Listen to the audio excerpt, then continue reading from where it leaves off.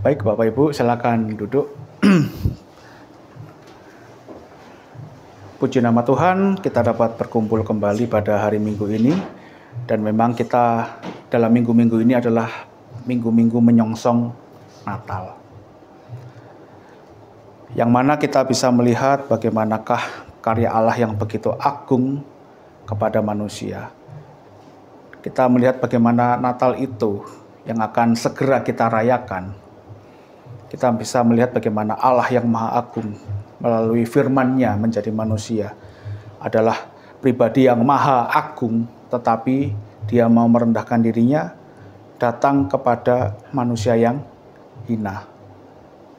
Jadi kalau kita bisa melihat, terkadang di dalam kehidupan kita, kalau orang tiba-tiba ada calon legislatif datang, anggota Dewan Perwakilan Rakyat atau anggota Majelis Permusyawaratan Rakyat datang ke masyarakat, itu orang terkadang sangat bergairah, sangat senang gitu menyongsong anggota-anggota dewan tersebut. Tapi kadang-kadang miris ketika anak Allah sendiri yang datang, malah perlakuannya bisa berbeda. Apalagi melihat kenyataan bahwa anak Allah ini datang di dalam keadaan yang sangat rendah dalam ukuran manusia. Nah, di dalam bacaan kita pada hari ini, di dalam Injil Lukas, pasal 14, ayat 15 sampai 24, yang mana seringkali sudah banyak kita baca, kita dengarkan, dan juga banyak dikhotbahkan. Tetapi kita bisa melihat bahwa firman Allah itu tidak pernah habis untuk disampaikan dan tidak pernah habis kedalaman hikmatnya. Kita percaya bahwa apa yang telah diilhamkan oleh Roh Kudus itu semuanya bermanfaat bagi semua manusia di segala zaman. Bukan hanya ketika Tuhan Yesus mengisahkan kisah tersebut maupun rasul-rasul yang menuliskan kisah ini oleh ilham Roh Kudus. Nah, di dalam bacaan kita melihat bagaimana judulnya yang diberikan LAI adalah perumpamaan tentang orang-orang yang berdalih. Kita bisa melihat bagaimana ada orang yang diundang. Yang pertama, oh maaf saya beli ladang, harus lihat dulu nih, mohon dimaafkan ya. Terus yang kedua, saya baru beli 5 pasang lembu untuk dicoba. Dicoba tuh dipergunakan di ladang, bisa nggak untuk membajak? Jadi nggak bisa, mohon maaf. Yang ketiga, maaf saya baru kawin, karena itu saya nggak bisa datang, juga mohon maaf. Kemudian yang terakhir, tuan itu mengundang, memaksa hambanya untuk mencari orang-orang yang keleleran atau dalam bahasa Jawanya mbambung, untuk diundang datang ke perjamuan yang diadakan. Nah, di sini kita bisa melihat yang pertama adalah bagaimana di sini ada 2 kelompok orang yang disebutkan di sini. Yang pertama adalah orang-orang yang dipandang manusia, tanda kutip, dalam ukuran orang Yahudi. Karena Yesus ini berbicara kepada orang Yahudi. Jadi memahaminya dalam konteks gimana waktu itu Yesus mengucapkan atau menceritakan kisah ini. Jadi ada orang yang punya ladang, baru beli ladang. Yang kedua orang yang baru beli 5 pasang lembu, berarti 10 ekor ya. Dan yang ketiga, orang yang baru kawin. Ini menunjukkan orang-orang yang dianggap manusia pada umumnya dalam ukuran orang Yahudi. Artinya orang-orang yang benar-benar dipandang ya memang orang-orang umumnya. Kemudian yang kedua adalah orang-orang yang tidak dianggap manusia dalam ukuran orang Yahudi. Kok bisa begitu? Ya, karena di sini adalah orang-orang miskin, orang-orang cacat, orang-orang buta, orang-orang lumpuh atau timpang. Jadi orang-orang yang dianggap dalam ukuran orang Yahudi itu orang-orang yang rendah. Jadi orang cacat, orang miskin, orang hina, bahkan pemungut cukai dan para perempuan sundal itu bagi masyarakat Yahudi pada umumnya itu dianggap sebagai kelompok bawah. Sementara yang tadi 3 Contoh itu yang baru beli ladang, berarti kalau beli ladang kan dia orang kaya, orang punya duit. Kemudian baru beli 5 pasang lembu, berarti 10 ekor lembu. Sapi itu berapa satu ekornya? Mungkin 4 jutaan ya, sekitar 4 juta, 5 jutaan. Dia beli 5 pasang, berarti 10 ekor ya, bisa hitung sendiri berapa. Terus yang ketiga adalah orang yang baru kawin, berarti dia baru selesai hajatan. Nah, perkawinan dalam masyarakat Yahudi itu jangan dipahami seperti kita ya. Perkawinan Yahudi itu bisa sampai 2 minggu, 3 minggu. Jadi, makanya kalau kita baca perkawinan di Kana kan pesta itu bisa berhari-hari. Jadi jangan, baru kawin, dianggap sama-sama seperti kita, tidak. Orang Yahudi itu mengadakan perkawinan, pesta jamuan kawin itu bisa berhari-hari, bahkan bisa beberapa minggu. Yang berhari-hari aja sudah kita tahu butuh uang berapa. Nah, sama seperti kalau kita singgung sedikit ya yang kisah perkawinan di Kana. Di situ ada 6 tempayan. Bapak Ibu, satu tempayan itu kira-kira sekitar 5 galon air. Berarti sekitar 100 liter satu tempayan. Itu kalau 100 tempayan, 100 liter, di situ ada 6 tempayan, berarti 600 liter. Dan itu kalau wine, anggur, itu sendiri. Berapa ongkos yang harus dikeluarkan untuk suatu perjamuan kawin? Untuk itu baru anggurnya saja loh. 600 liter, 6 tempayan, bayangkan. Coba itu kalau yang adakan perkawinan di situ. Kita ukur aja. Ini paling tidak ada 6 tempayan. 6 tempayan ini untuk pembasuhan ya. Berarti si yang mengadakan pesta ini menyediakan 6 tempayan untuk jumlah orang yang datang. Nah, kalau orang basuh itu kan, kalau orang Yahudi datang basuh itu paling nggak sekitar 1 baskom. 1 baskom tuh mungkin 1 liter, 2 liter. Satu orang butuh 1 liter, 2 liter air untuk membasuh dirinya. Di situ kalau ada 600 liter, berarti paling nggak yang datang sekitar 250 sampai 300 undangan. 300 undangan sekali minum anggur nggak mungkin cuma segelas. Makanya saya katakan ini anggap kasar saja 600 liter wine, hitung saja berapa rupiah untuk minumnya saja, belum makannya dan lain-lain. Jadi kalau di dalam bacaan tadi kita, maaf aku baru kawin, aku tidak dapat datang. Jadi kawin di sini, baru kawin ini belum tentu dia sudah selesai kawin. Bisa saja dia masih dalam hajatan yang berhari-hari bahkan sampai berminggu-minggu itu. Bayangkan saja. Jadi alasan kawin dia tidak datang. Akhirnya Tuhan ini memanggil orang-orang yang tadi saya katakan sebagai orang-orang yang dipandang rendah. Jadi di sini kita bisa melihat bahwa Allah itu pertama-tama memanggil orang-orang yang dianggap manusia tadi, yaitu bicara tentang siapa? Orang-orang Yahudi. Yang pertama, Allah pertama-tama memanggil orang-orang Yahudi. Tetapi orang Yahudi banyak sekali berdalihnya. Kalau kita baca di dalam kitab Nabi Maleaki, banyak sekali dalih. Bagaimana Tuhan begini, bagaimana Tuhan begitu. Banyak sekali berdalih. Dan akhirnya apa? Raja itu memanggil hambanya untuk menyampaikan undangan itu kepada orang-orang yang dianggap rendah tadi. Orang-orang yang dianggap hina tadi. Menunjukkan bahwa dia mengasihi orang-orang yang bagi orang Yahudi dianggap bukan manusia. Yaitu orang-orang goyim. Atau bahasa simpelnya kafir. Jadi bagi orang masyarakat Yahudi di masa itu, orang-orang bukan Yahudi, bahkan yang setengah Yahudi, jangankan yang bukan Yahudi, yang setengah Yahudi saja, itu sudah dipandang sebagai goyim atau kafir, orang kafir. Apalagi kita. Bagi mereka kita dipandang sama seperti orang-orang Samaria. Tetapi di situ menunjukkan belas kasihan Allah kepada semua manusia. Dia ingin perjamuan itu, jamuan ini dihadiri oleh semua manusia, bukan hanya orang Yahudi, tetapi juga orang bukan Yahudi. Nah, perjamuan kawin itu kalau kita lihat ada satu titik poin yang mana kita dapat memaknai perjamuan kawin ini secara teologis. Yaitu apa? Dari dalam kitab Wahyu. Bicara tentang apa? Perjamuan kawin anak domba Allah. Jadi sudah ranahnya kepada eskatologi tentang apa yang akan terjadi di masa yang akan datang. Ranah kekekalan. Menunjukkan puncak keselamatan. Makanya di dalam banyak kisah, seringkali perjamuan kawin itu atau perjamuan pesta itu memiliki peran yang cukup penting di dalam masyarakat Perjanjian Baru.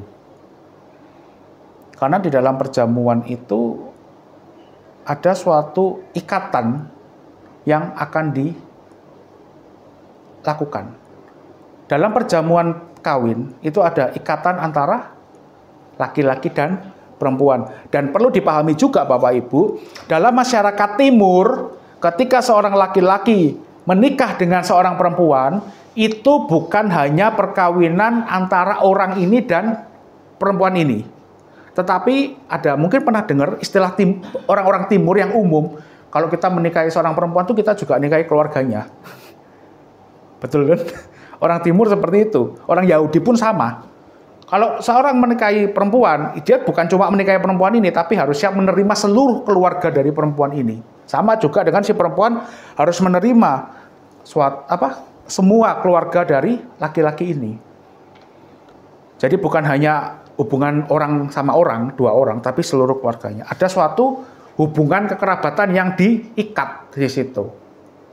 Makanya dalam perkawinan itu ada suatu hubungan yang sangat kuat. Tidak hanya dari laki-laki perempuan, tetapi juga keluarganya. Sama dengan perjamuan pesta, perjamuan makan, itu biasanya di dalam suatu jamuan itu ada perjanjian yang dilakukan. Yang mana kita melihat di dalam perjamuan malam terakhir, Tuhan Yesus bersama para murid, dia menegakkan suatu perjanjian baru. Bahwa dialah korban itu, yang mana roti dan anggur itu sebagai materai keselamatan itu. Jadi kita harus paham ya Bapak Ibu, mungkin bagi kita, jamuan pesta biasa, bukan. Tapi bagi masyarakat Yahudi, perjamuan malam, perjamuan makan, perjamuan kawin, itu suatu peristiwa yang memiliki suatu makna yang begitu dalam. Makanya dalam bacaan kita bisa melihat bagaimana kasih Allah yang begitu besar di dalam menyongsong Natal kita ini, dalam gereja Ortodoks. Kita bisa melihat bagaimanakah Allah itu sudah memanggil, Allah itu sedang memberitakan undangan keselamatan kepada semua bangsa. Pertama-tama panggilan itu kepada orang Yahudi. Dan yang kedua adalah bangsa-bangsa bukan Yahudi. Ada orang pernah mengatakan, karena orang bangsa Yahudi itu menolak, maka baru panggilan itu kepada orang-orang bukan Yahudi. Dalam satu hal tidak tepat juga. Karena apa? Berita keselamatan itu sudah diberitakan jauh-jauh hari, bahkan berabad-abad sebelum Abraham dipanggil dan dia dijanjikan akan memiliki keturunan yang akan menjadi suatu bangsa, yaitu bangsa Israel.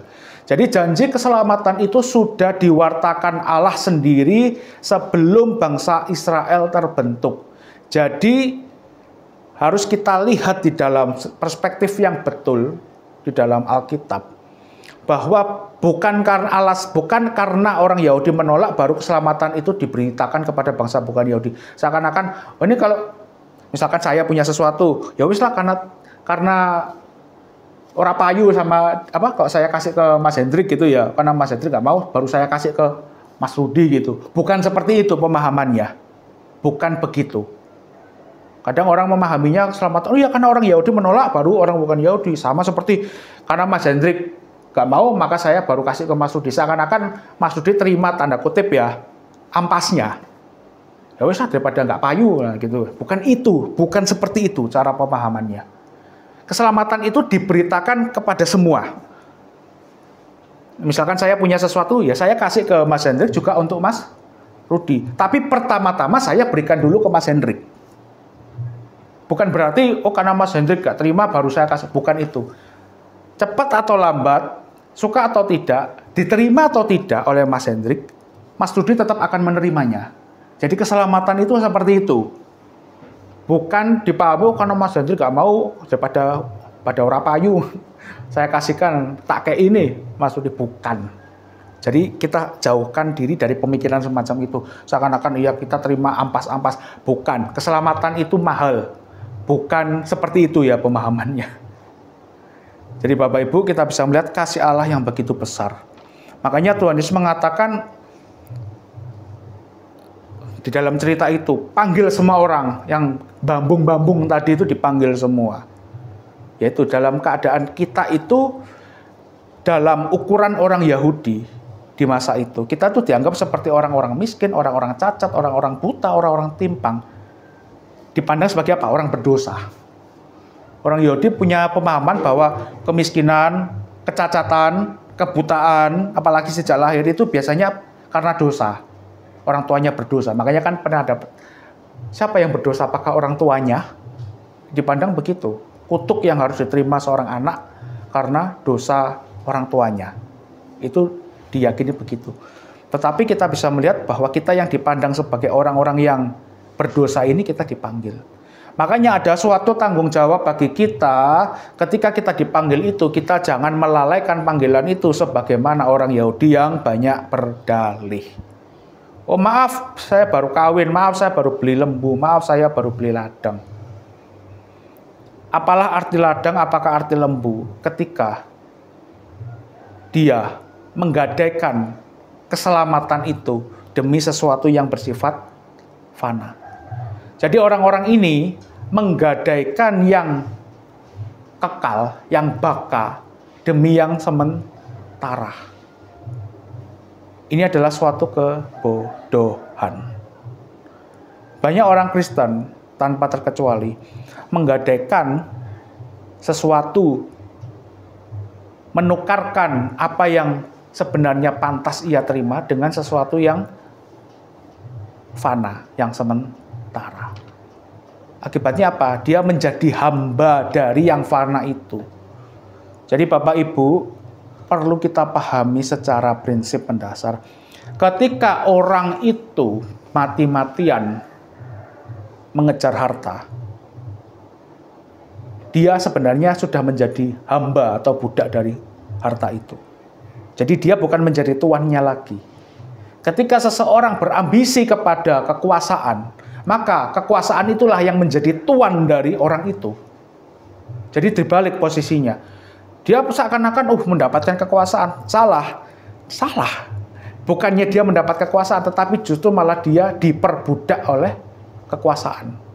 Buktinya apa? Segala kebijakannya tidak bijak.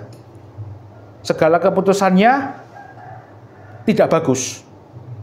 Yang hanya mendatangkan permasalahan yang berkelanjutan, nggak selesai-selesai. Jadi orang kalau mengejar harta, keterikatan dengan harta, keterikatan dengan kekuasaan, keterikatan dengan yang fana, sama seperti orang yang lebih memilih ladang, memilih lembunya, dan memilih kawinnya daripada undangan itu.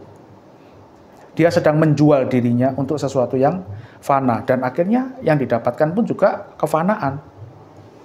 Tetapi seseorang yang menjual tanda kutip kepada sesuatu yang kekal, maka dia menjadi hamba dari kekekalan itu. Siapakah? Kristus. Jadi tinggal memilih mau menjadi hamba dari yang fana, hamba dunia, hamba dosa, atau menjadi hamba Kristus, hamba kekekalan, hamba kebenaran, hamba kesucian.